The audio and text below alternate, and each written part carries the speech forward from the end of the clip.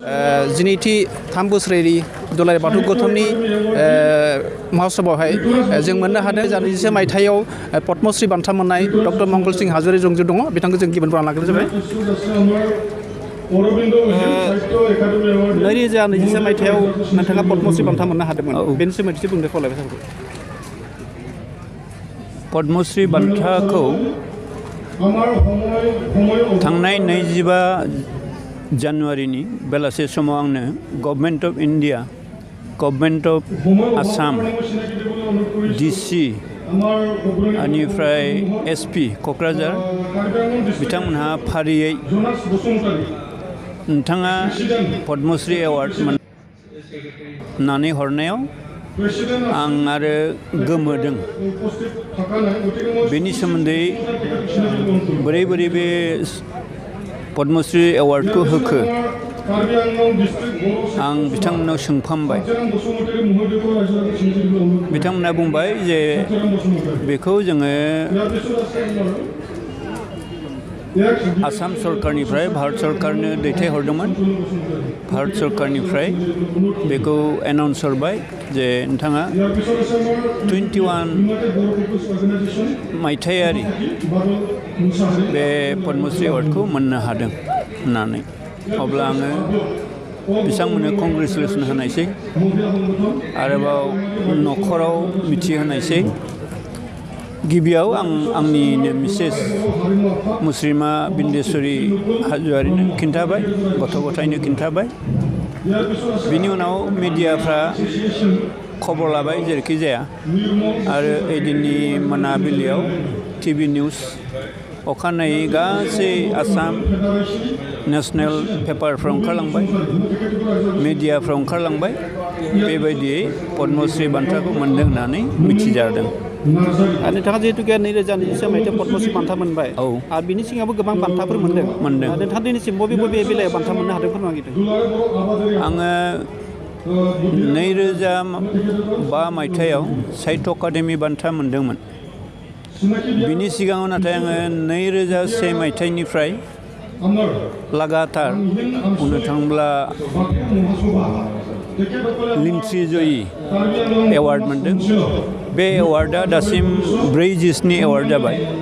बिनि मादाव आङो मोनब्रै मोनबाखौल' रायखांसै, रायखांनांगौब्ला सम थांगोन। आं मोनसे समाव मोनबाय 2009 मायथाइयाव सरस्वती सन्मान एवार्ड, राजीव गान्धी सन्मान award, best educationalist in India award, आरोबाव कहिनूर एवार्ड। थिग बिदिनो डक्टर अफ लिटारेचार एवार्ड आं मोनदों सिंहलनि कलम्बो इउनिभार्सिटिनिफ्राय, आरोबाव नेपाल गभर्नमेन्टनिफ्राय कहिनूर एवार्ड इन नेपाल होननाय मोनसे एवार्ड मोनदों, इन्टारनेसनेल एवार्ड।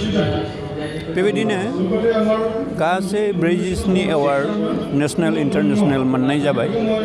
आरो बै आफादाव आजावहैनाय समाव जोंखौ सेमिनारावबो आरो बिबुंथि लाखिहोयो।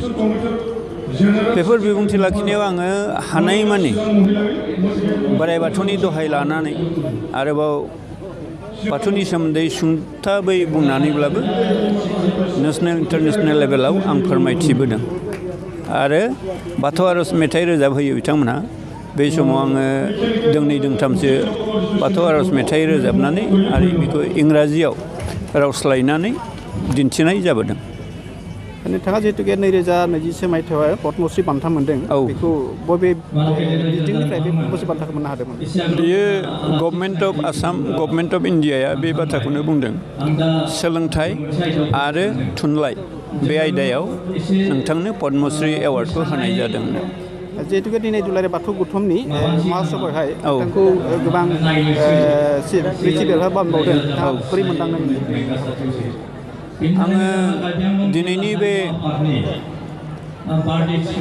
फेलिसिटेसन होनाय एबा बरायनायनि गेजेरजों जोबोरैनो थुलुंगा मोनदों। बे खारनाव मानोना दुलाराय बाथौ गौथुमनि दाजेननायनिफ्राय जोनोम जानायनिफ्राय आङो दासिम खामानि मावगासिनो दं हानायमानि सिगां आङो 1992 मायथाइयाव चिफ अर्गानाइजिं सेक्रेटारिनि बिबान मावदोंमोन 12 बोसोर बेनि उनाव आं आफादगिरि जादों आफादगिरिनि उनाव 2008 मायथाइनिफ्राय नै बे समसिम आङो एडभाइजार एबा बोसोनगिरि हिसाबै खामानि मावबोदों आरो बेखौ जोङो आसामावल' बा बड'लेण्डआवल' नङा सोनाब बेंगल ओजोंहाय तिब्बत भुटान बा ओजोंहाय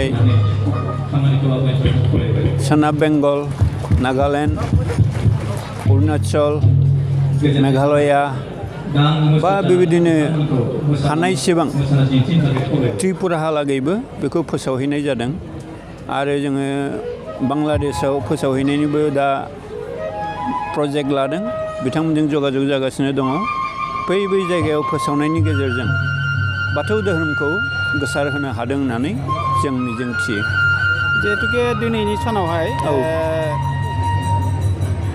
दुलाराय बाथौ महासभानि थान्दै मेलनि गेजेरजों गोजाम आफादखौ सिमफायनानै गोदान आफाद दानाय जादों बे गोदान आफाद आरो गोजाम आफादनि नोंथाङा माबायदि खौरां हरनो नागिरदों गोजाम आफादनि सोमोन्दै आं गोलावै बुंनो सानाखै मानोना जोंनि जेनेरेल सेक्रेटारि आगु दुलाराय बाथौ गौथुमनि गाहाय नेहाथारि बुदावला दैमारिया हरखाबै रुंसारि जानानै थांनायाव